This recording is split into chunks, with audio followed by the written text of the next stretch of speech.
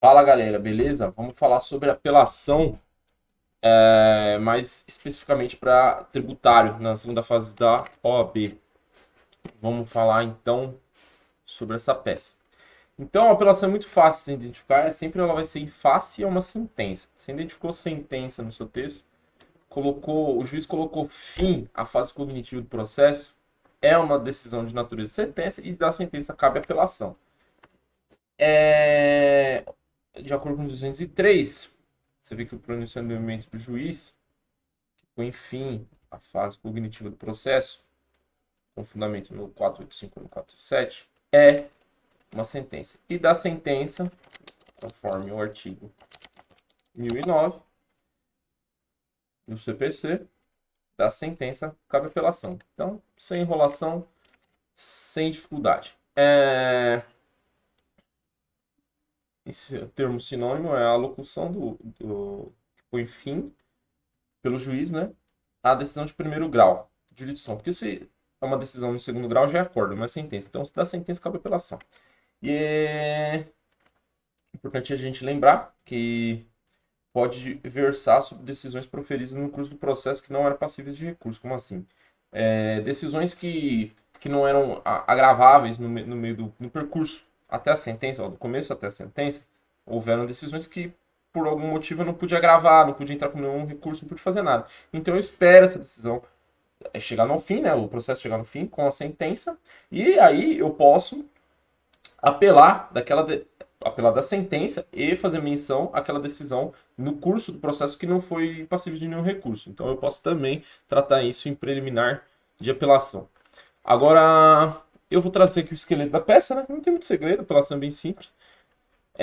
Endereçamento é um dos três. Sendo o primeiro, sempre tiver matéria de competência federal ou tributos federais, ou seja, né, tributos federais, ou tenha um ente público da União, né, que é a União, propriamente dito, autarquias, empresa pública. Se tiver alguma dessas pessoas ou se for um tributo federal, cabe esse endereçamento. Se for a vara da Fazenda Pública do Estado, se for você for fazer em face de um estado ou de uma cidade, uma comarca que é capital de um estado, é sempre essa aqui, Fazenda Pública do Estado. Agora, se for uma comarca aleatória ou não tiver indicando que ela comarca X, não fala que é capital de nenhum estado nem nada, é utilizado esse, senhor excelentíssimo juiz de direito da vara civil da comarca D, 3 pontos, traço, 3 pontos. Aqui é o estado, SP, RJ, alguma coisa. Tá. Antes de eu falar disso, eu vou dar aqui o exemplo da minha apelação. É bem badarosca, mas vai servir. Então, excelentíssimo senhor doutor juiz de direito tal. Aí você pula daqui até o preâmbulo, que é a qualificação, 5 linhas. Dessas 5 linhas que você pulou, numa dessas 5, geralmente eu escolho a 3, você escreve processo 3 pontos, porque tem epígrafe. Porque a apelação, ela se remete a um processo original, né? Aí você vai colocar Rafael, 3 pontos, qualificação completa. Endereço eletrônico, rua, RG, CPF, blá blá blá blá blá blá. Aí você vai colocar esse textinho. Inconformado com a sentença de improcedência prolatada nos autos da ação anulatória, mas vai poder, dependendo do caso, ser outro tipo de ação ou outro tipo de rito de débito fiscal, que move em face do município D, aí você qualifica completamente também o município. Entidade, pessoa jurídica de direito público interno, na pessoa do seu procurador, com sede Vem, respeitosamente, a presença de Vossa Excelência, por meio do seu advogado, bastante procurador, que subscreve, mandado de instrumento incluso, de acordo com a qualificação do advogado, né, com endereço, escritório, blá blá blá, onde receberá as devidas intimações de acordo com o 103 do CPC, tempestivamente interpor o recurso de apelação, com fundamento no artigo 1009 e seguinte CPC, cujas razões a seguir anexas.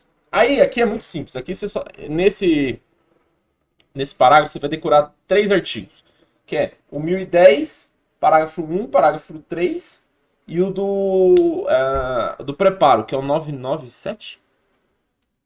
Aqui eu acho que eu não coloquei, mas eu acho que é 996 ou 997, eu não lembro. Então aí você coloca assim, requer para tanto a intimação da pelada para que se ela quiser apresente contra-razões. Para ir junto, porque você está me remetendo esse... Você tem que pôr na cabeça que você tá interpondo essa primeira face nos juízes de ADCO, né? O juiz que proferiu a sentença. E aí você vai mandar para ele, falar assim, ó, intime a outra parte, para se ela quiser apresentar contra-razões dessa apelação e subir os dois para o tribunal, entendeu? É isso que você vai pedir. Intimar a apelação para presente contra-razões, de acordo com 1010, parágrafo 1º do CPC, e após, aqui ainda depende de juízo de admissibilidade, ou seja, vai subir de qualquer forma.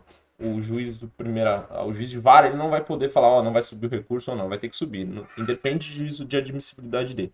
Após, sejam os autos remetidos ao egrégio Tribunal de Justiça do Estado, ou se for competência federal lá em cima, você vai colocar egrégio Tribunal Regional Federal, de acordo com o artigo 1010 do CPC. Aqui eu colocaria considerando-se o preparo, não sei porque eu não coloquei, considerando-se o preparo de acordo com a guia, competente guia, demonstrando o requerimento de acordo com 996.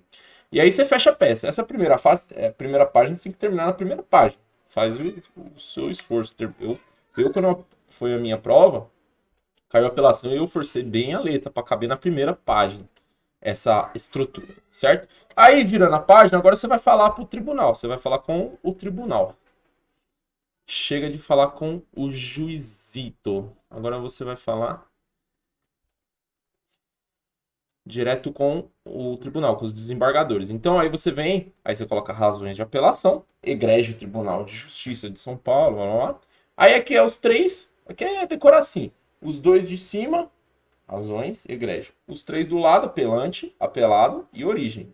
E os dois de baixo, que é só a saudação, egrégio Tribunal, ínclitos julgadores. É a puxação de saco, se você preferir aí colocar no seu negócio. Aí o histórico processual, sempre na apelação, vai ser mais ou menos assim. Os fatos que aconteceram, e aí o seu cliente, com o advogado dele, entrou com uma ação, e aí essa ação perdeu, porque você está apelando. Então é bem lógico. Então, indignado, ajuizou a ação, blá blá blá, mas foi julgado improcedente pelo juiz ACO, né? Aí o terceiro parágrafo você fecha falando assim: todavia a sentença. Isso aqui vai ser sempre igual, só vai mudar o primeiro parágrafo, que ele é meio aberto para você encaixar no caso concreto. O terceiro sempre fica igual. Todavia a sentença proferida não merece prosperar, eis que não foi atentado. Observado precedentes legais, fundamentais, ordenamento jurídico, pátrio, conforme será adiante demonstrado. Fechou o histórico pessoal. Eles geralmente acho que nem pontuam. Não sei se eles não pontuam do fato do histórico pessoal, mas é bem pouco. Então, mete marcha. Agora esse aqui, mano, eu adoro isso aqui. Eu aprendi no Damásio, eu adoro isso aqui. É do cabimento, tempestividade, preparo e legitimidade. É um parágrafo para cada um. Não tem como errar. É 4 parágrafos e um fechamento. Então, ó, cumpre obtemperar que o presente recurso é cabível, pois se trata de sentença que põe fim à fase de conhecimento, de acordo com o artigo 203, parágrafo 1º do CPC, nos termos do artigo 1009 do CPC. Certo? É lógico, é perfeito isso aqui. Ademais, a recorrente é parte no processo prejudicada pela sentença, possuindo legitimidade para recorrer, nos termos do artigo 996. Além disso, respectivo recurso é tempestivo na medida que a sentença foi publicada há X dias, portanto, dentro do lapso temporal adequado de 15 dias úteis, nos termos do artigo 1003, parágrafo 5º do CPC. Requer por oportuno a juntada do comprovante do pagamento da guia de preparo recursal, conforme determina o artigo 1007 do CPC. Ah, tá, senhores. Tá. O preparo e retorno da apelação é 1007. Eu falei 997, é 1007, tá? Das razões para a reforma. Aqui você vai ter que colocar sua tese.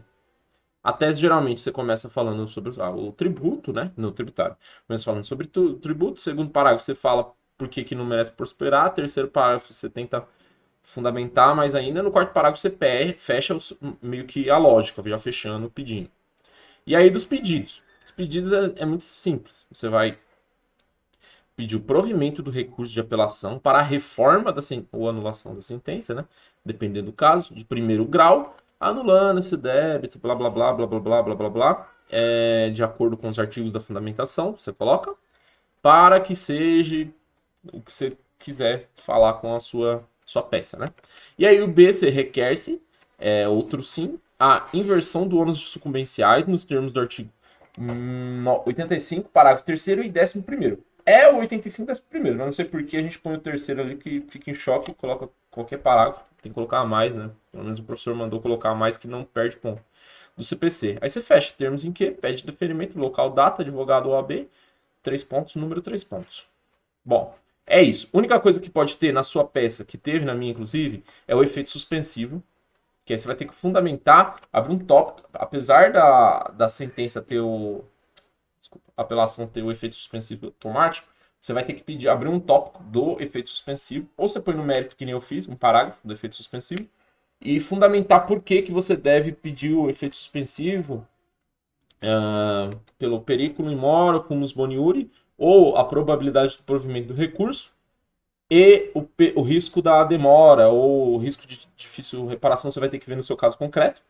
E aí você faz também do pedido de efeito suspensivo, você prova o periculum in mora, prova o fumus boniuri, e no terceiro você requer a suspensão, pois provados os elementos autorizadores de acordo com o artigo, acho que é 1000 e... Deixa eu até ver aqui para ficar mais completo. Efeito